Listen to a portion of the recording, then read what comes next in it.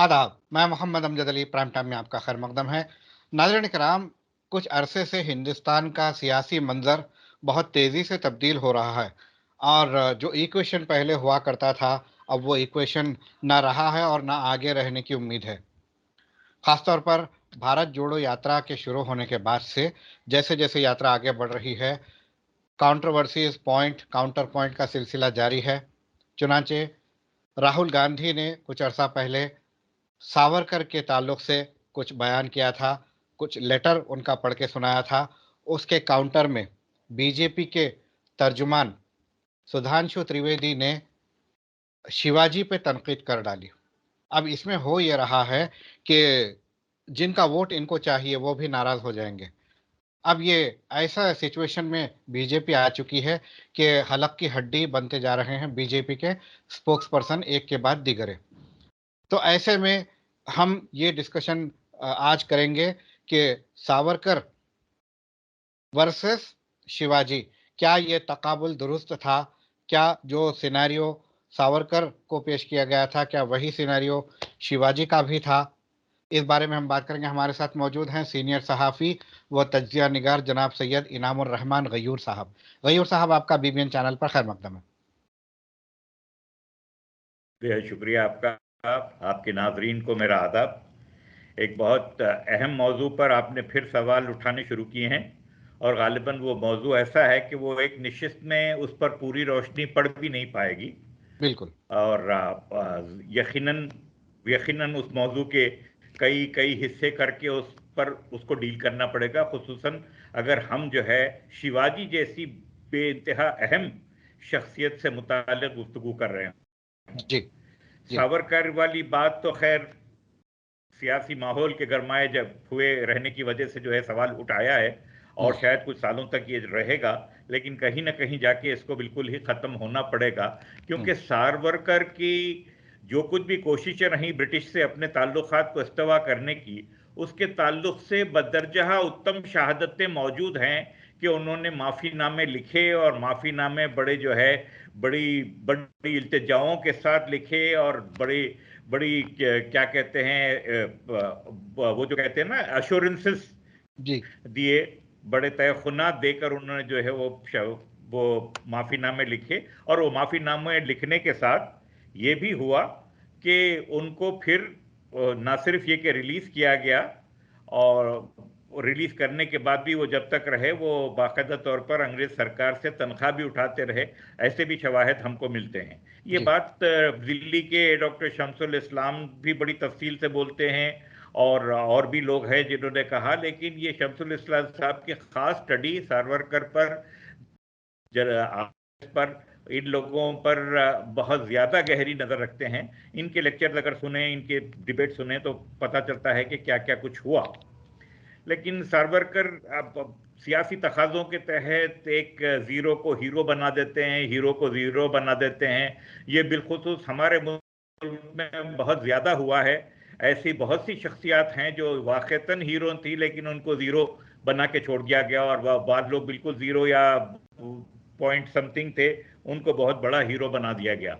तो सावरकर के ताल्लुक से राहुल गांधी का जो बयान उनकी भारत जोड़ो यात्रा के दौरान आया, वो वो ये मैं नहीं कहता कि सियासी रोटियां सेकने के लिए नहीं था, मुल्क से दोस्ती हमदर्दी के लिए वो सावरकर का वो कर रहे थे, ऐसी कोई बात नहीं है।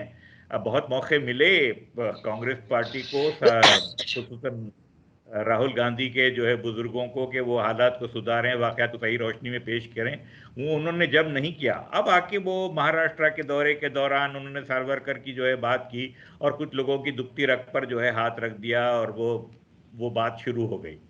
अब उस बीच में ये हुआ कि सावरकर की दिफा के बीच में बीजेपी के लोगों ने कुछ ऐसी बातें कह दी जो जो बहुत ज्यादा एक हंगामा खड़ा कर दिया। उन्होंने कहा कि भाई सावरकर ने अगर माफीनामे लिखे थे बरतानवी सरकार को, तो शिवाजी ने भी जो है लिखे थे औरंगजेब आलमगीर को। तो देखिए दोनों में जमीन आसमान का फर्क है, जमीन आसमान का फर्क है। शिवाजी एक आजाद बनश किस्म के आदमी होते हुए वो ताबेदार थे पहले आदिल शाही हुकूमतों के, उनके वालिद जो है निजाम शाही हुकूमत के वफादार थे, उनका मुस्तकिल इधर उधर जो है ये रियासतों में उनके उनका दौरा होता था, यानी इधर से उधर भी जाते थे। फिर ये भी हुआ कि वो लोग मुगल साम्राज्य के तहत भी आए, उनकी भी मनसबदारियां कबूल की, उनकी भी जागीरदारियां कबूल की। ये सब होने की सूरत में मुख्तलिफ औकात में यह हुआ ज़रूर कि शिवाजी ने जो है औरंगजेब को बतौर वायसरॉय दक्कन, शहंशाह शाहजहां के वायसरॉय दक्कन में, उनको भी खत लिख के जो है कुछ ताल्लुकात अपने अस्तवा करने की कोशिश की, कुछ इजाज़तनामे मांगे, बाकायदा तौर पर आदिल शाही हुकूमत पर जो है हमले करने की इजाज़तें मांगी उन्होंने दक्कन के वायसरॉय से, जो बहुत ही चिड़े हुए थे आदिल शाही हुकूमत से।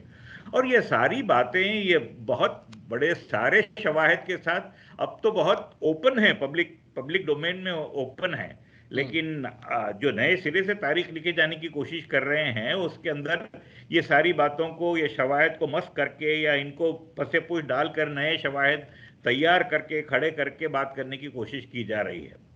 चुनाचे बिलखुसूस अगर आप देखें, जो जो राजा जय सिंह की के कहने पर और शिवाजी का उनके आगे अपने तकरीबन हथियार डाल देने के बाद जो बात हुई, और जय सिंह ने बहुत वफादाराना तौर पर अपने शहंशाह से और शिवाजी से ये कहा कि आप जो है उनको लिखिए और लिख के जो है माफ़ी चाहिए अपनी गलतियों की, और अपनी वफादारियों का तयक़ुन दीजिए उनको, और आपको माफ़ी मिलेगी, इसके लिए मैं पूरी तरह से कोशिश रहूँगा, वगैरह वगैरह ये तयक़ुनात दिए। और बड़ी उम्दगी से इंतहाई आला ज़र्फ़ी का मुज़ाहरा करते हुए, बहादुरी का, यानी जिसको कहते हैं शिवैलरस और ब्रेव किस्म का जो तरीक़ा जो ब्रेव लोगों के साथ अपनाया जाता है, वैसा करते हुए जय सिंह ने वो किया, और वैसे ख़त लिखे गए, और वो ख़तों के ऊपर बड़े मुस्बित असरात भी ज़ाहिर हुए।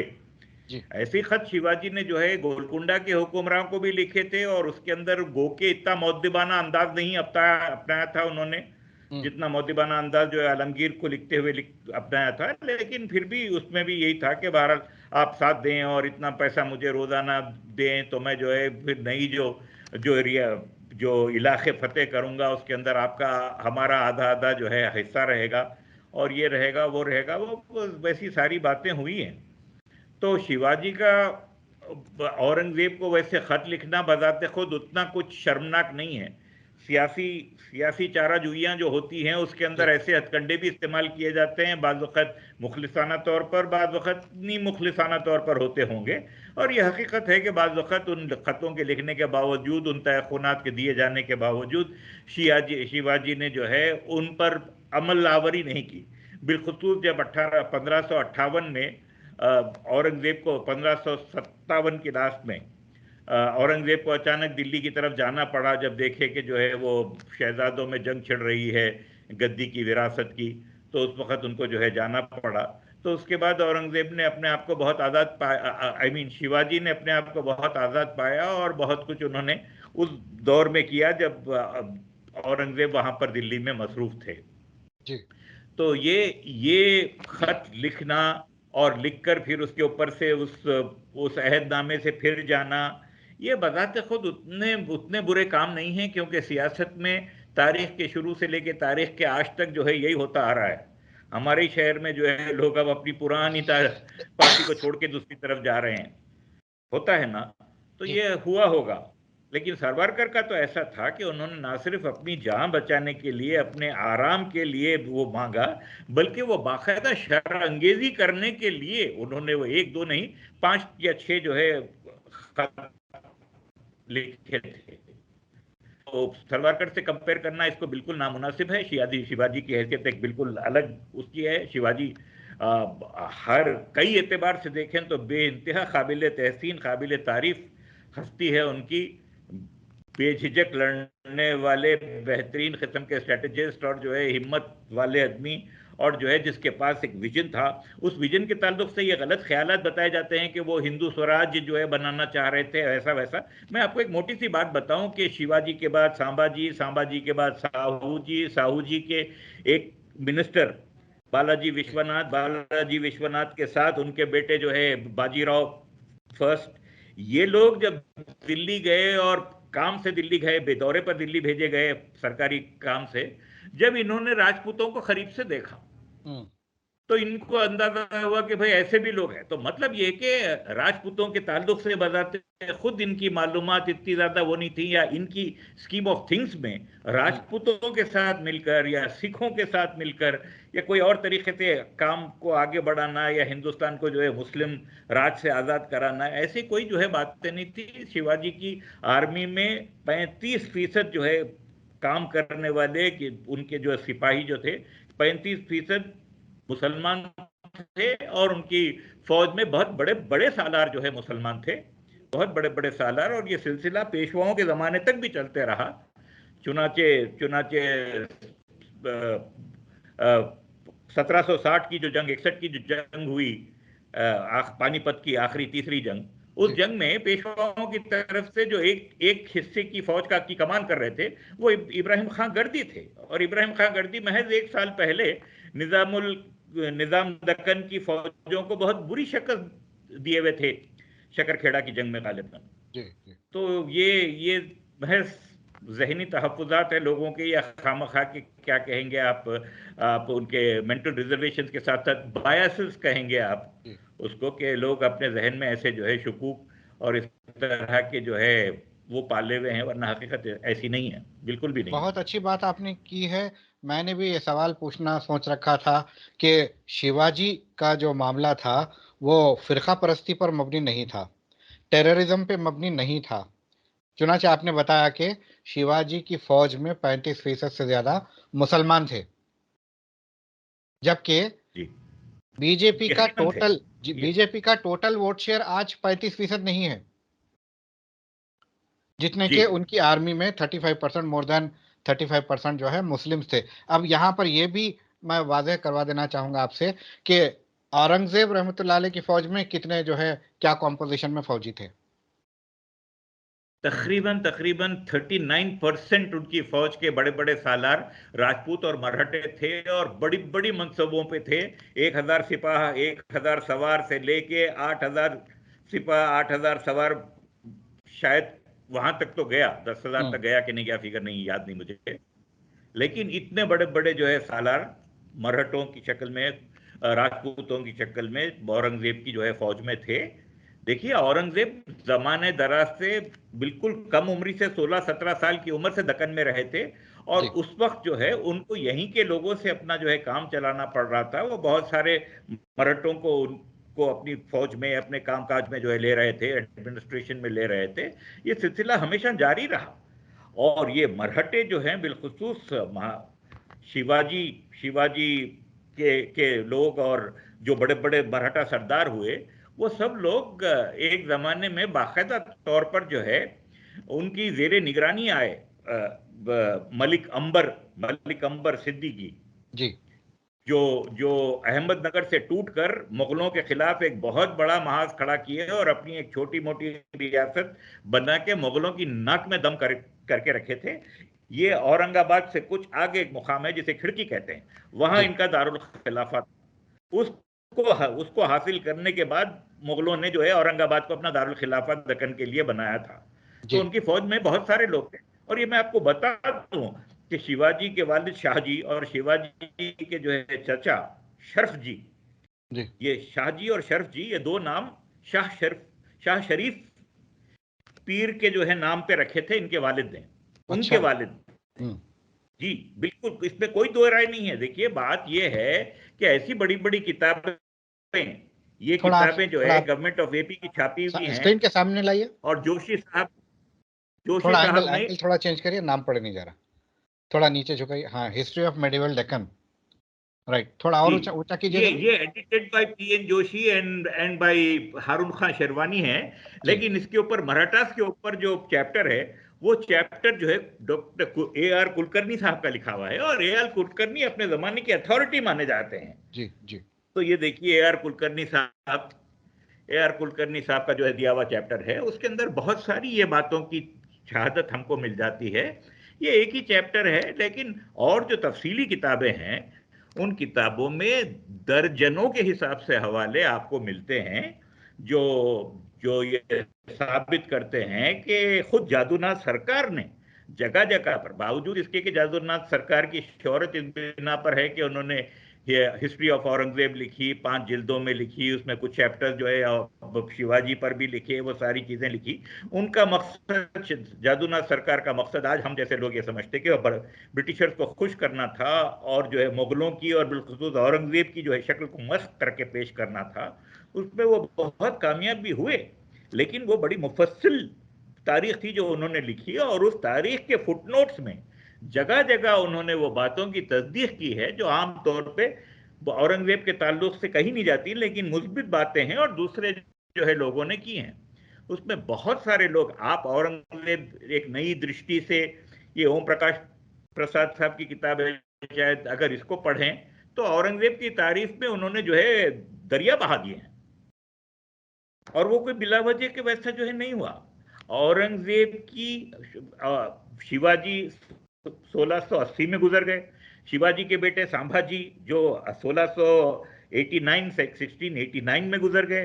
1689 से लेकर 21 इयर्स प्लस 7, 28 इयर्स तक औरंगजेब फिर भी दक्कन में रहे, 1707 तक जो है जिंदा रहे, आखिर दिन तक, आखिर वक्त तक भी वो अपना इंतजामिया का काम और हर तरह का वो करते रहे। उनका जहन बिल्कुल क्लियर था, जहन बिल्कुल साफ था, उनके पूरे पूरे क्या कहते हैं, हवा से खमसा जो है वो पूरी तरह से जो है वो कर रहे थे, और वो आखिर वक्त तक एक हुक्मरान, एक शहंशाह की तरह उनका रवैया रहा। तो उनके ताल्लुक से बहुत से लोग, खुद जादूनाथ सरकार भी वो बात मानते हैं कहीं ना कहीं। आप बिटवीन द लाइन्स पढ़ें तो आपको दर्जनों दर्जनों तारीफी कलिमात औरंगजेब के ताल्लुक से खुद जादूनाथ सरकार की राइटिंग्स में मिल जाएंगे। जी। तो इस तरह उनको देखकर दूसरे तारीखदान लोग जो थे, उन लोगों ने और भी जो है बहुत किया है। मिश्रा साहब हैं, उन्होंने जो है मुस्बित बातें लिखी। अरे मैं जब एकदम से पूरे सारे नाम याद नहीं आते, मगर दर्जनों से ऐसे लोग हैं जो ये बात की तस्लीम करते हैं। बहुत लेकिन अच्छी औरंगजेब बातें की आपने छवि को बताई मस्त हैं। करना मकसद था, जी, इसीलिए जी। खतरनाक बातें जो है वो कर दी। एक एक बात और मैं आपको बता दूं कि देखिए, ये इन लोगों के गुजरने के बाद शिवाजी, उनके बेटे संभाजी, उनके बेटे जो है, उनके बेटे तो नहीं, पेशवा राज के आ जाने के बाद भी ये हुआ कि दर्जनों के हिसाब से शिवाजी के करीबी रिश्तेदार वो औरंगजेब की फौज में बड़े बड़े ओहदों पर फायज रहे। उन्होंने कहीं ये नहीं दिखाया कि अब औरंगजेब नहीं रहे तो अब हम हमारा रंग बदलेंगे और ऐसा करेंगे। उनकी वफादारियां जमानों तक जो है मुगलों के साथ रहीं, राजपूतों के साथ रही, राजपूतों की वफादारियां मुगलों के साथ रहीं। ये सब एक मिली जुली जो है वो थी। उसमें हर शख्स अपनी अपनी हैसियत और औकात के हिसाब से जो है अपनी पोजीशन को देखता था, और अब बात यूं ही चलती थी। लेकिन गलत बयानी से काम लेकर जो है किसी के कैरेक्टर को बहुत उभार दिया जा रहा है, किसी के कैरेक्टर को बहुत दबा दिया जा रहा है। जी। बहुत सारी मनफी बातें औरंगजेब के बारे में, शिवाजी के बारे में भी रिकॉर्डेड हैं। उन्होंने जावली की जो छोटी रियासत थी उसके ऊपर कब्जा किस तरह किया। आम तौर पे खुद जादूनाथ सरकार भी कहते हैं कि ये तो खुली खुली जो है धोखादही थी, ये तो जो है पीठ में छुरा भोंकने के मुमासिल था। ये सारी चीजें करके लोग जो है अपनी ताकत को बढ़ाते। और जैसे आपने कहा कि टेररिस्ट थे या क्या थे, देखिए एक जगह का टेररिस्ट दूसरे लोगों का फ्रीडम फाइटर होता है। ऐसा नहीं है कि हमारे फ्रीडम फाइटर्स पे टेररिस्ट होने का जो है वो नहीं लगा। बंगाल की 3 छोटी छोटी बच्चियां थी 12-15 साल की, जिनको जिनको फांसी दी गई, क्या क्या किया गया, और उनकी एक यादगार अभी भी है कलकत्ते में। उनको टेररिस्ट कहा गया था। वो अपनी मुल्क की आज़ादी के जोश में उन्होंने जो काम किए थे। तो ऐसा है कि टेररिज्म और फ्रीडम स्ट्रगल ये दो अलग अलग बातें हैं, और ये फ्रीडम स्ट्रगल नहीं था, ये डिजायर थी मांगने की। एक हीरो आदमी, एक ताकतवर आदमी अपनी पोजीशन को और बेहतर मनवाना चाहता है, वही कुछ हुआ। औरंगजेब के दरबार में शिवाजी की जो जो जो पहुंच हुई, वहां पर उनके साथ जो वो हुआ, तो औरंगजेब को शिकायत थी कि उनको 5,000 मनसबदारों की सफ में खड़ा किया गया, जबकि 7,000 8,000 लोग और आगे जो है थे, उसमें क्यों नहीं खड़ा किया गया। ये एक शिकवा था उनका। लेकिन इनकी रियायत से काम लेते हुए औरंगजेब ने हमेशा शिवाजी के बेटे और शिवाजी के पोतरे के साथ इंतहा से ज्यादा मुदब्बिराना, मुंसिफाना, बल्कि मुशफिकाना जो है रवैया अपनाए रखा। तो अब जी। शिवाजी का जो है माफी मांग लेना वो वैसी बात ही नहीं होती जैसी सावरकर के माफी मांगने की थी। सावरकर का इंटेंशन वैसा ठीक नहीं था, इनका इंटेंशन अपनी जगह के ऊपर काफी जस्टिफाइएबल था। बहुत प्यारी इंफॉर्मेशन आपने दी है। खास तौर पे लोग जो शिवाजी को एक हिंदू का जो है रिप्रेजेंटेटिव बनाने की कोशिश कर रहे हैं और औरंगजेब को मुस्लिम रिप्रेजेंटेटिव बना के उसको डेमोनाइज करने की कोशिश की जा रही है, जबकि ये दोनों के मामले सियासी स्ट्रगल था और जो है पावर स्ट्रगल आप जिसे कहते हैं, ये अपने अपने रियासतों को बढ़ाना। और इनकी फौज में, शिवाजी की फौज में 35% से ज़्यादा मुसलमान और औरंगजेब के हुकूमत में 39%, 39% से ज़्यादा हिंदू जो है फौजी मौजूद थे। ये इस बात की खुली दलील है कि ये कोई हिंदू मुस्लिम मामला नहीं था, ये एक महज पावर स्ट्रगल था। लोगों को अपने अपने जहन साफ कर लेने चाहिए और सियासतदानों के वरगलाने में नहीं आना चाहिए। और आने वाले जितने भी इंतखाबात होंगे। आखिरी बात ये भी कहूं मैं कि शिवाजी आखिर वक्त तक शिवाजी जो है मुस्लिम पीरों फकीरों से भी बड़े उनके आते रहे, उनकी भी दुआएं लेके जो है जाते रहे। वो बतौर हुक्मरान इंतहा सेक्युलर थे और उन्होंने ब्राह्मणों को बहुत ज्यादा जो है दान पुण्य किया, लेकिन ब्राह्मणों की जान लेने से भी वो कतराए नहीं, ब्राह्मणों से जान किसी का कत्ल करवाने से भी वो कतराए नहीं। ये सब राजनीति है, ये सब जो बिल्कुल। है पावर पावर स्ट्रगल है, उसमें कुछ भी हो सकता है। ठीक है, आपका बेहद शुक्रिया हमसे बात करने का। शुक्रिया आपका, अच्छे मौजू पर आपने आवाज उठाई। आदाब। आदाब। तो नाजरीन, ये थे जनाब सैयद इनामुर रहमान गयूर साहब, जिन्होंने शिवाजी का जो सियासी किरदार था और जो जो अचीवमेंट्स उन्होंने किए और किस तरह से उनका फौजी कंपोजिशन था, ठीक उसी तरह इस वक्त हमने ये ज़रूरी समझा कि औरंगज़ेब रहमतुल्लाह अलैह का भी जिक्र किया जाए, क्योंकि उन्हें डेमोनाइज करके पेश किया जाता है, जो सरासर झूठ और झूठ पर मबनी है। तो बहरहाल लोगों को अपने अपने जहन साफ करने की ज़रूरत है। इंशाल्लाह इसी मौजू पे और इसी से मुतालिक मौजू पे हम फिर बात करेंगे। तब तक के लिए हमें दीजिए इजाज़त। शब बखैर।